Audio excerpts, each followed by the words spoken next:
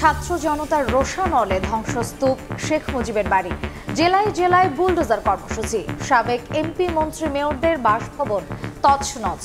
ফ্যাসিবাদের চিহ্ন না রাখার ঘোষণা। যে গণহত্যা করছে এত কোনো মাপ পাওয়ার কিছু নাই। আমাদের বাবা মায়ের কষ্টের টাকা যেভাবে তারা নিয়ে গিয়েছে, মানুষের অনেক ক্ষোভ রয়ে আছে। কেউ না কেউ ক্ষমতা তো আসবে, তারা জানি এই শিক্ষা থেকে অন্ততপক্ষে ফ্যাসিবাদ কায়েম না করে। আওয়াজের কাজের বিগত 16 বছর পুরো বাংলাদেশের মানুষের উপরে নির্মম অত্যাচার করেছে। আমাদের এই আন্দোলনটা হচ্ছে ফ্যাসিবাদকে আবার আরেকবার লাল কার্ড দেখানো। ৩২ নম্বরে বাড়ি ভাঙচুরের ঘটনা অনাকাঙ্ক্ষিত, অন্তর্বর্তী সরকারের বিবৃতি। ভারতে বসে শেখ হাসিনার বক্তব্যে ভারপ্রাপ্ত হাই কমিশনারকে তলব করে ঢাকায় প্রতিবাদ। শেখ হাসিনা ভারতে থেকে যেসব বক্তৃতা বিবৃতি দিচ্ছেন সেটাকে ছাত্র জনতা ভালোভাবে নেয়নি। একটি হাই কমিশনারকে ডেকে তার হাতে প্রতিষ্ঠা দেওয়া হয়েছে। দেখছিলেন প্রধান শিরোনাম। সন্ধ্যার সময় সঙ্গে আছি আমি মার্জিয়া শ্রেয়া এবং আমি সজল মিত্র রিচার্ড। এবারে অন্যান্য শীর্ষ সংবাদ। ধানমন্ডি ৩২ নম্বরের ঘটনায় ভারতের হাত আছে কিনা খতিয়ে দেখার পরামর্শ বিএনপি নেতা হাফিজের। নিষিদ্ধ ছাত্রলীগের বিচার দাবিতে ছাত্রদলের মিছিল।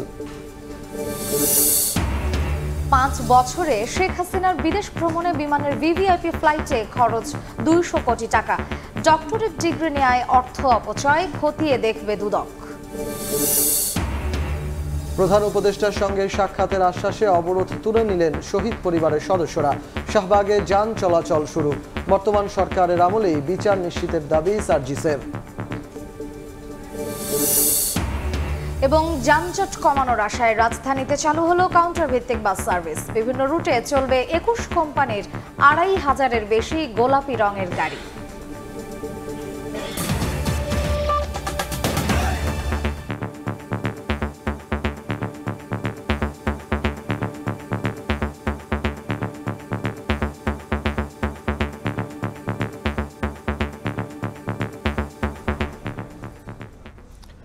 ছাত্র জনতার রোষানলে ধ্বংসস্তূপে পরিণত হয়েছে ধানমন্ডি ৩২ নম্বরের শেখ মুজিবের বাড়ি।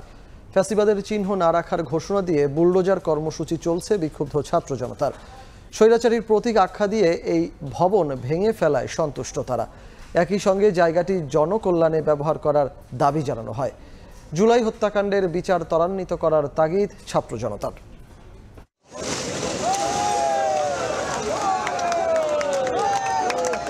ধানমন্ডি ৩২-এর ১০ নম্বর বাড়ি, যে ভবনের সামনের রাস্তাতেও প্রবেশ করতে পারতেন না সাধারণ মানুষ, তার ধ্বংসস্তূপের ওপর দাঁড়িয়ে উল্লাস ছাত্র জনতার। বুধবার রাত ৮টা থেকে বিক্ষুব্ধ ছাত্র জনতা নানা স্লোগান দিতে দিতে ধানমন্ডি ৩২ নম্বরে জড়ো হতে থাকেন। এরপর রাত 11টা থেকে এক্সক্যাভেটর দিয়ে বাড়িটি গুঁড়িয়ে দেওয়ার কাজ শুরু হয়। রাতভর চলে ভাঙার কাজ। সকালে বাড়ে কাজের গতি। অর্ধেকের বেশি অংশ গুঁড়িয়ে দিয়ে চলে যায় এক্সক্যাভেটরটি। স্বৈরাচারীর প্রতীক আখ্যা দিয়ে এই ভবন ভেঙে ফেলায় সন্তুষ্ট ছাত্র জনতা। আজকে ইতিহাসের সাক্ষী হতে আসলাম, কারণ হয়তো একদিন আমাদের ছেলেমেয়েরা এগুলো বইতে পড়বে, তখন হয়তো তাদেরকে বলতে পারবো যে না, আমি ওখানে ছিলাম। একটি শহীদের রক্তের বিনিময় কি শেখ মুজিবের ইতিহাস বা শেখ হাসিনার ইতিহাস কি যে বেশি দামি? এমন রাজনীতি আমরা চাই না যে রাজনীতির কারণে একজন যাবে আর তার সব ধ্বংস হয়ে যাবে।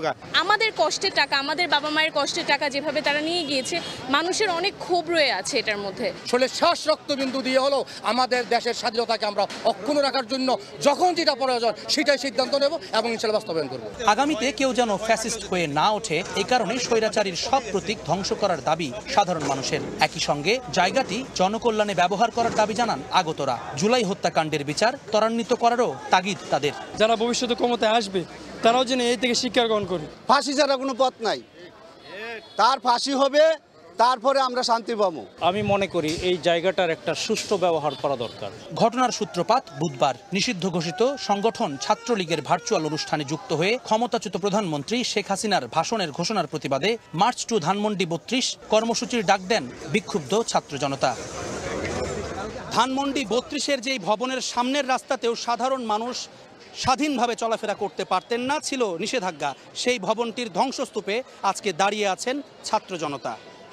স্বৈরাচারের পতনের একটি নজির হয়ে থাকবে ধানমন্ডি ৩২-এর এই ভবন। আগামীর জন্য হয়ে থাকবে একটি শিক্ষার মাইল ফলক। ধানমন্ডি থেকে জুম্মান সাদিক, জ্যাভলিন, সময় সংবাদ, ঢাকা। এই মুহূর্তে ধানমন্ডি ৩২ নম্বরে আছেন সহকর্মী সাদিকুর রহমান। সরাসরি যাচ্ছি তার কাছে। এই যে বিক্ষুব্ধ ছাত্র জনতা এক্সকেভেটর মেশিন দিয়ে এই ধানমন্ডি 32 নম্বর ভবন যে ভাঙার কার্যক্রম শুরু করেছিল, এখনও দেখছি যে আসলে ছাত্র জনতা এখানে অবস্থান নিয়েছেন। এই ধানমন্ডি 32 নম্বরে যে দুইটি ভবন আছে সেই দুইটি ভবনে কিন্তু ভাঙচুর চালিয়েছে এবং এখন এখানে কিন্তু ফ্যাসিবাদ বিরোধী বিভিন্ন স্লোগান কিন্তু দেওয়া হচ্ছে। এখানে আমরা যেটা দেখতে পাচ্ছি যে উৎসুক জনতাও এখানে বিপুল সংখ্যক আসলে উৎসুক জনতা ছাত্র জনতা এখানে কিন্তু উপস্থিত হয়েছেন এবং সারাদিনই তারা এখানে বিভিন্ন ধরনের স্লোগান দিয়েছেন এবং এখানে তারা কয়েকটি প্রস্তাব তোলা হয়েছে। এখানে মাইকে ঘোষণা দিয়ে যেটা বলা হচ্ছে যে এই যে ভবনটি যেটা ফ্যাসিবাদের পলাতক যে শেখ হাসিনা তার যে অপশাসন দুঃশাসনের যে পরিণতি এটা হয়েছে এবং এইখানে যেন এই ভবনটি অপসারণ করে এখানে যেন নতুন করে একটি বহুতল ভবন করে যারা 24-এ যে গণ অভ্যুত্থানে যারা নিহত হয়েছিল সেই শহীদদের পরিবারের পুনর্বাসনের দাবি জানানো হচ্ছে। এবং এছাড়াও কিন্তু এখানে ছাত্র জনতার পক্ষ থেকে যে মাইকে ঘোষণা দিয়ে আরেকটি প্রস্তাব তোলা হয়েছে যাতে এই ভবনে যেখানে ছিল এই জায়গাটাতে 32 নম্বরের এই ভবনের এই জায়গায় যেন একটি হাসপাতাল নির্মাণ করা হয় এবং সেই হাসপাতালে যেন গরিব দুঃখী থেকে শুরু করে যারা এখানে এখন আহত হয়েছে গণ অভ্যুত্থানে তাদেরকে যেন চিকিৎসা দেওয়া হয় এবং জনসেবায় যেন এই হাসপাতালটি ব্যবহার করা হয় সেটা কিন্তু দাবি জানানো হচ্ছে। আমরা এখানে দেখেছি আসলে এখানে বিভিন্ন বয়সী মানুষ কিন্তু এখানে এসেছে এবং যারা বিক্ষুব্ধ ছাত্র জনতা আছেন তারা কিন্তু বলছেন যে আসলে এই দুঃশাসন এবং ক্ষমতার অপব্যবহার করলে যে এই পরিণতিটা হয় সেই রকম পরিণতি এবং এই ধরনের কর্মকাণ্ড দুঃশাসন তারা আর কখনো চান না এবং তারা যেটা বলছেন পরবর্তীতে নির্বাচিত যেই সরকার আসবে তারা যেন গণমানুষের সরকার হয় এবং মানুষের পক্ষে যেন কাজ করে সেই বিষয়টি তারা দাবি জানাচ্ছেন এবং বলছেন যেন এই বাড়িটি যেন মানুষের জনগণের সম্পদ হিসেবে ঘোষণা করে এখানে যেন বহুতল ভবন করে যারা আহত হয়েছেন তাদেরকে যেন তাদের শহীদ পরিবারের পুনর্বাসনের কাজে যেন এই ভবনটি এখানে বহুতল ভবন করে তাদেরকে বুঝিয়ে দেওয়া হয় সেই দাবিটি জানানো হচ্ছিল। এই ছিল এখান থেকে সবশেষ তথ্য। সরাসরি ছিলাম ধানমন্ডি 32 নম্বরের শেখ মুজিবের বাড়ির সামনে। এদিকে জেলায় জেলায় চলছে বুলডোজার কর্মসূচি। ফ্যাসিবাদের কোনো চিহ্ন না রাখার ঘোষণায় ঢাকার বাইরেও বাস্তবায়ন করা হয়েছে কর্মসূচি। গুড়িয়ে দেওয়া হচ্ছে আওয়ামী লীগের সাধারণ সম্পাদক ওবায়দুল কাদেরের নোয়াখালীর বাসভবন। এছাড়া আওয়ামী লীগ নেতা হানিফ, হেলাল, তোফায়েল, সাদিক সহ দেশের বিভিন্ন স্থানে সাবেক এমপি, মন্ত্রী, মেয়রদের বাসভবনে ভাঙচুর চালায় বিক্ষুব্ধ ছাত্র জনতা। আমাদের কথা বলার অধিকার, আমাদের ভোটাধিকার এরা কেড়ে নিছে। আমাদের এই আন্দোলনটা হচ্ছে ফ্যাসিবাদকে আবার আরেকবার লাল কার্ড দেখানো, কারণ হচ্ছে তারা যদি মাথা ছাড়া দিয়ে উঠতে চায় আমরা তাদেরকে এভাবে আবার প্রতিরোধ করব। শেখ বাড়ি হিসেবে পরিচিত খুলনার শেরেবাংলা রোডে অবস্থিত ক্ষমতাচ্যুত প্রধানমন্ত্রী শেখ হাসিনার চাচাতো ভাই শেখ হেলালের বাড়ি বুলডোজার দিয়ে ভেঙে দিয়েছে বিক্ষুব্ধ জনতা।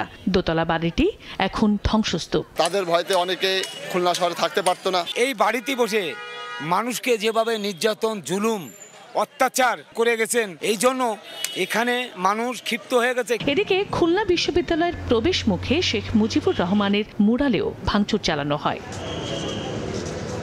আওয়ামী লীগের উপদেষ্টা মণ্ডলীর সদস্য আমির হোসেন আমুর বরিশাল শহরের বাড়ি ভাঙচুর করেছে বিক্ষুব্ধ ছাত্ররা। রাতে বগুড়া রোডের বিলাসবহুল এই বাড়িতে আগুন দেয়া হয়। অপরদিকে শহরের কালীবাড়ি রোডে শেখ হাসিনার ফুফাতো ভাইয়ের ছেলে, বরিশাল মহানগর আওয়ামী লীগের সাধারণ সম্পাদক ও সাবেক সিটি মেয়র শেরনিয়াবাজ সাদিক আব্দুল্লাহর বাড়ি বুলডোজার দিয়ে গুঁড়িয়ে দেয়া হয়।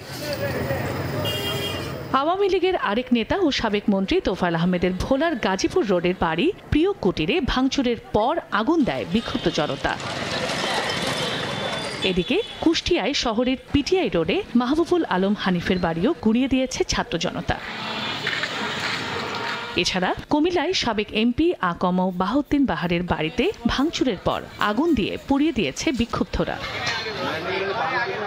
রাজশাহীর বাঘা উপজেলার আড়ানীতে সাবেক পররাষ্ট্র প্রতিমন্ত্রী শাহরিয়ার আলমের বাড়িতে আগুন দিয়েছে বিক্ষুব্ধ জনতা। চন্দ্রা বিশ্বাস, ববি, সময় সংবাদ। ধানমন্ডি 32 নম্বরের বাড়িতে ভাঙচুরের ঘটনা অনাকাঙ্ক্ষিত উল্লেখ করে বিবৃতি দিয়েছে অন্তর্বর্তী সরকার।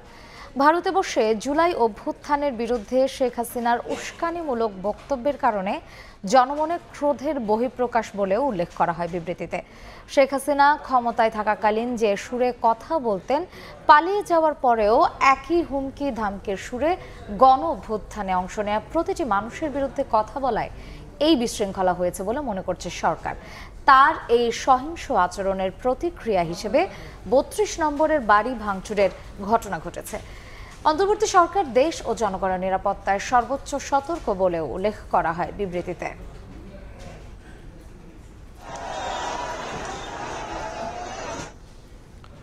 ভারতে বসে শেখ হাসিনার বিবৃতিতে ভারপ্রাপ্ত হাই কমিশনারকে তলব করে প্রতিবাদ জানিয়েছে পররাষ্ট্র মন্ত্রণালয়। বিকেলে ব্রিফিংয়ে এ তথ্য জানান পররাষ্ট্র উপদেষ্টা তৌহিদ হোসেন। শেখ হাসিনার অবিরাম বিবৃতির কারণেই ছাত্র জনতা বিক্ষুব্ধ হয়ে ভাঙচুর চালিয়েছে বলেও জানান পররাষ্ট্র উপদেষ্টা। শেখ হাসিনা ভারতে থেকে যেসব বক্তৃতা বিবৃতি দিচ্ছেন সেটাকে ছাত্র জনতা ভালোভাবে নেয়নি এবং তিনি অবিরাম যেহেতু প্রভোগ করতে থেকেছেন তারই ফলশ্রুতিতে এই ঘটনাটা ঘটছে বলে আমাদের বিশ্বাস। এটাকে আমরা ক্ষোভের বহিঃপ্রকাশ হিসেবেই দেখব, কিন্তু তারপরেও এরকম ঘটনার পুনরাবৃত্তি রোধ করার চেষ্টা করতে হবে। ভারতকে আমরা লিখিতভাবে, আপনারা জানেন, লিখিতভাবে আমরা অনুরোধ করেছি যে শেখ হাসিনাকে রেস্ট্রেইন করার জন্য, যাতে করে তিনি এই ধরনের বক্তব্য বিবৃতি না দেন যেটা বাংলাদেশের বিপক্ষে যাচ্ছে। ধানমন্ডি ৩২ নম্বরের ঘটনায় ভারতের হস্তক্ষেপ আছে কিনা খতিয়ে দেখার পরামর্শ বিএনপির স্থায়ী কমিটির সদস্য হাফিজ উদ্দিন আহমেদের। দলটির নেতাদের অভিযোগ, ভারতে বসে দেশে বিশৃঙ্খলা উস্কে দিচ্ছেন শেখ হাসিনা।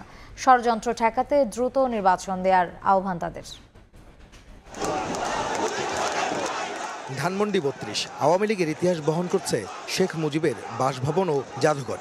গণহত্যার অভিযোগে বিতাড়িত শেখ হাসিনা ও পুরো আওয়ামী লীগকে নিশ্চিহ্ন করতেই ছাত্র জনতার রোষানলে গুড়িয়ে দেওয়া হয় ভবনটি। রাজনৈতিক মহলে এর প্রতিক্রিয়া কি? অন্যতম বড় রাজনৈতিক দল বিএনপিরই বা কি অবস্থান এই ইস্যুতে?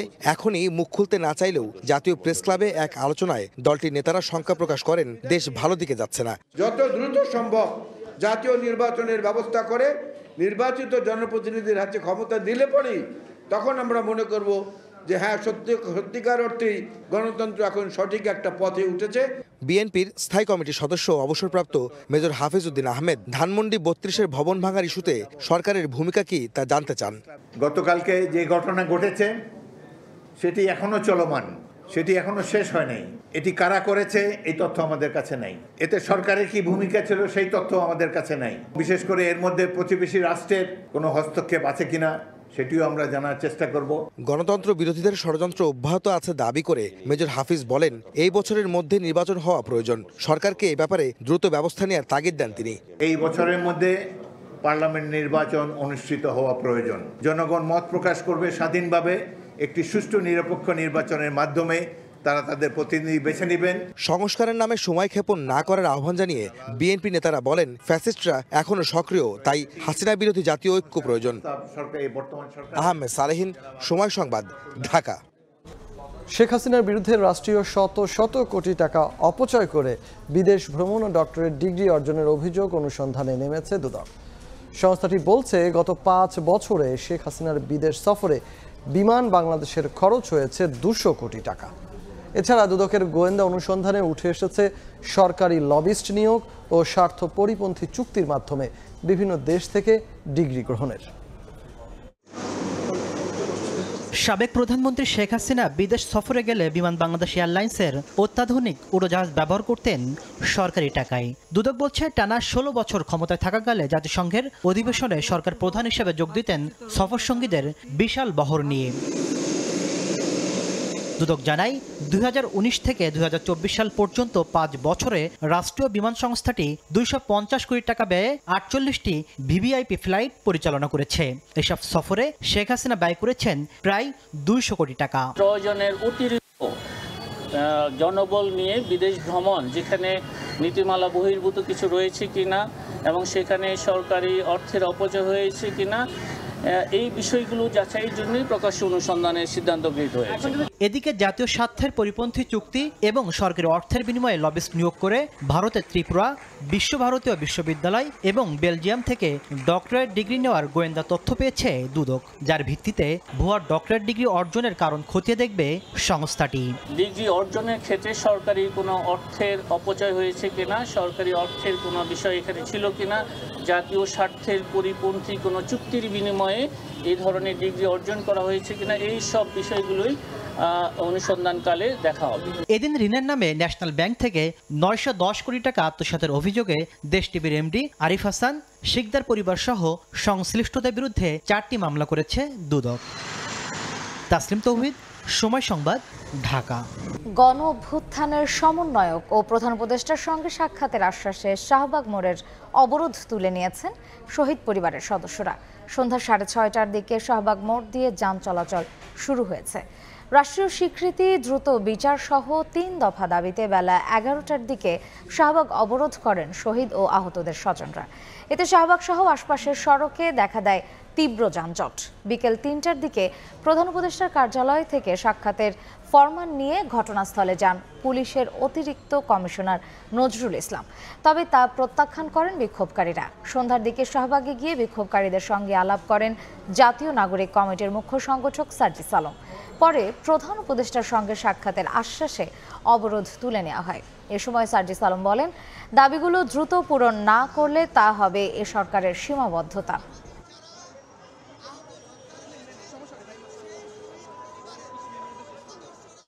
আগামীকালকে সার্জিস ভাই, হাসনাত ভাই আমাদের শহীদ পরিবারের প্রতিনিধি পক্ষের সাথে বসবেন। দেন রবিবার দিন মাননীয় প্রধান উপদেষ্টার সাথে আমাদের শহীদ পরিবারের প্রতিনিধি দল দেখা করবে। এই শর্তে আমরা আজকের ব্লকেট কর্মসূচি প্রত্যাহার করলাম। এই খুনি হাসিনা এবং তার যেই দোসররা বাংলাদেশে আমার এই হাজার হাজার ভাইকে শহীদ করেছে, রক্তাক্ত করেছে, খুন করেছে, যদি এই খুনি হাসিনা এবং তাদের দোসরদের বিচার করতে না পারা যায়, তবে সেটি হবে এই সরকারের সবচেয়ে বড় সীমাবদ্ধতা। এবং এটি আমরা আমাদের জীবনের বিনিময় হলেও এই অন্তর্বর্তীকালীন সরকারের সময়ে আমরা এটি আদায় করে নিব। খেলার খবর। বিপিএল ফাইনালের টিকিট নিয়ে কারাকারি। নানা অনিয়মের অভিযোগ উঠলেও বেশ শান্তিপূর্ণভাবেই বিক্রি হয়েছে বিপিএল ফাইনালের টিকিট। সকাল থেকে জাতীয় সুইমিং কমপ্লেক্স কাউন্টারে 3টি আলাদা লাইনের টিকিট বিক্রি করে বিসিবি। লাইন ছাড়িয়ে যায় মিরপুর 10 গোলচক্কর পর্যন্ত। আরেকদিকে লাইন চলে গিয়েছিল স্টেডিয়াম ছাড়িয়ে। এবারের ফাইনাল নিয়ে মানুষের আগ্রহের কারণ ফরচুন বরিশাল এবং চিটাগং কিংস। মাঠের বাইরে সমর্থক বিচারে বেশ এগিয়ে এই দুই ফ্র্যাঞ্চাইজি। এবারও টিকিট কালোবাজারের অভিযোগ করেছেন সমর্থকরা।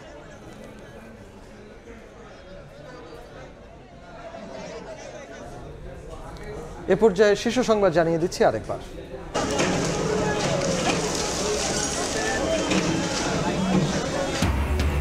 ছাত্র জনতার রোষানলে ধ্বংসস্তূপ শেখ মুজিবের বাড়ি। জেলায় জেলায় বুলডোজার কর্মসূচি। সাবেক এমপি মন্ত্রী মেয়রদের বাসভবন তছনছ। ফ্যাসিবাদের চিহ্ন না রাখার ঘোষণা। শেখ মুজিব স্মৃতি জাদুঘর ভাঙচুরের ঘটনা অনাকাঙ্ক্ষিত, অন্তর্বর্তী সরকারের বিবৃতি। ভারতে বসে হাসিনার বক্তব্যে ভারপ্রাপ্ত হাইকমিশনারকে তলব করে ঢাকার প্রতিবাদ।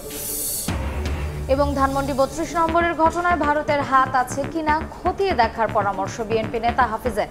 নিষিদ্ধ ছাত্রলীগের বিচার দাবিতে ছাত্র দলের মিছিল।